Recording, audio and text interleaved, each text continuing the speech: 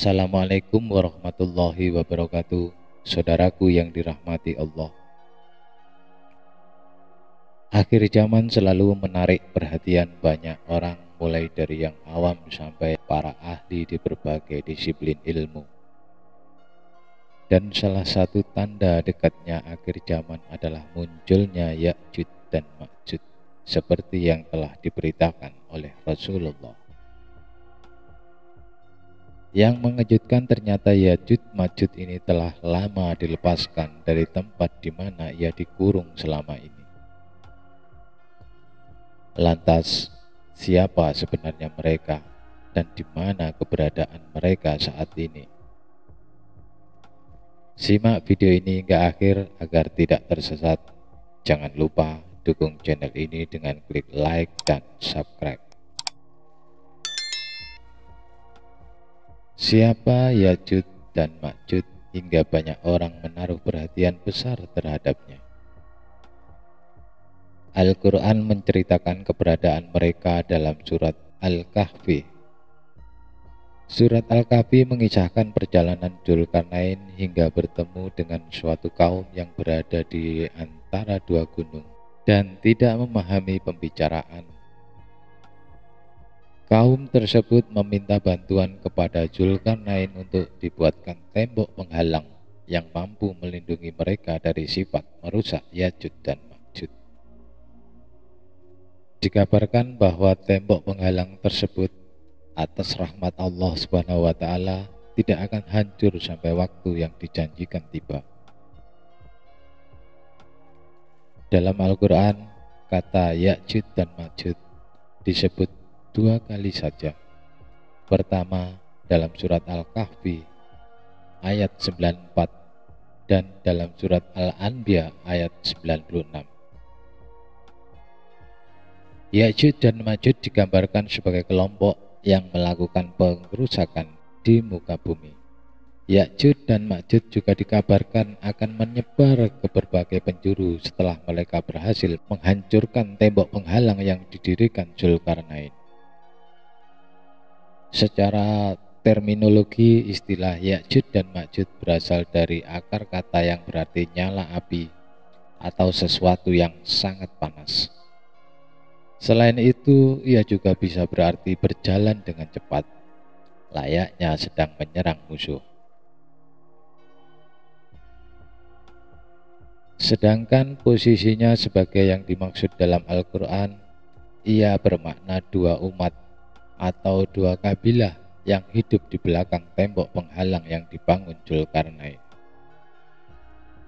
Sementara Hamdi bin Hamzah Abu Zaid berpendapat bahwa Ya'juj dan Ma'juj mempunyai akar kata bahasa Cina, yaitu Yaju, ya yang berarti Asia dan Ju berarti benua, dan Maju, ma berarti kuda dan Ju benua.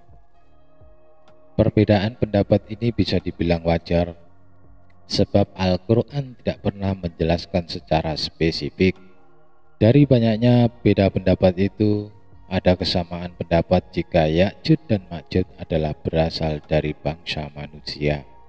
Dalam sebuah hadis disebutkan bahwa Ya'juj dan Ma'juj merupakan anak keturunan Nabi Nuh dari jalur Yafid.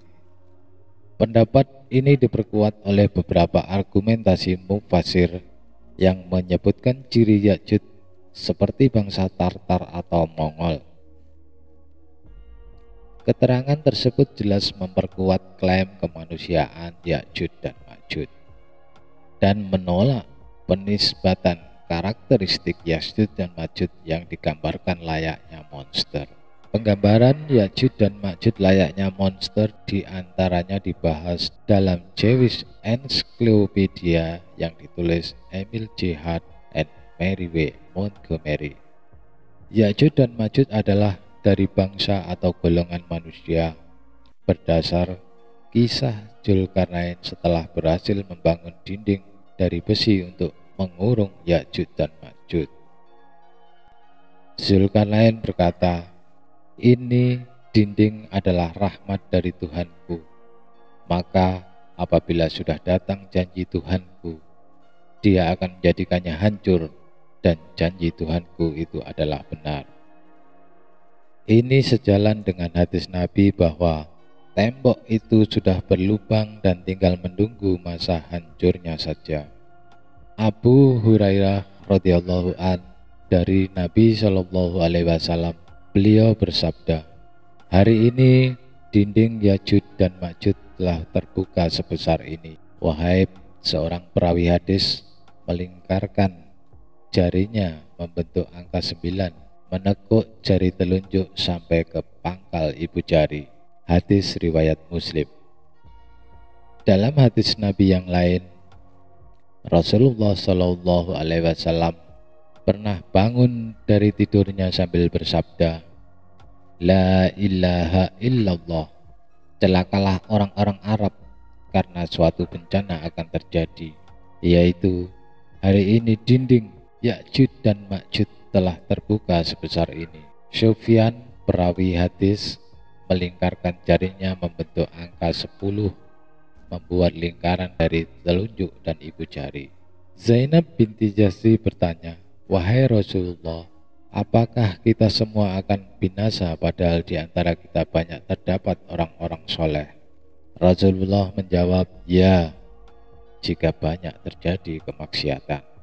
Hadis riwayat Muslim. Dengan adanya petunjuk dari Rasulullah, para peneliti dan para ahli sejarah memeriksa keadaan di masa 600 Masehi hingga sekitar 700 Masehi tentang celah Dajjal.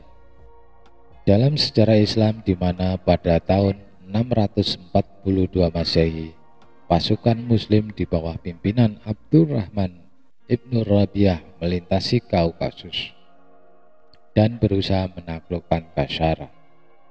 Dan pada tahun 730 Masehi pasukan Kaisar yang dipimpin oleh Barjik melintasi celah Dajjal dan berhasil menaklukkan Azerbaijan dan mengalahkan pasukan Muslim.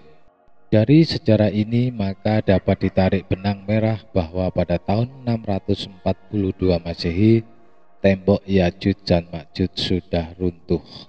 Karena pasukan Muslim yang melintasi Kaukasus pastilah melewati celah Dajjal ini.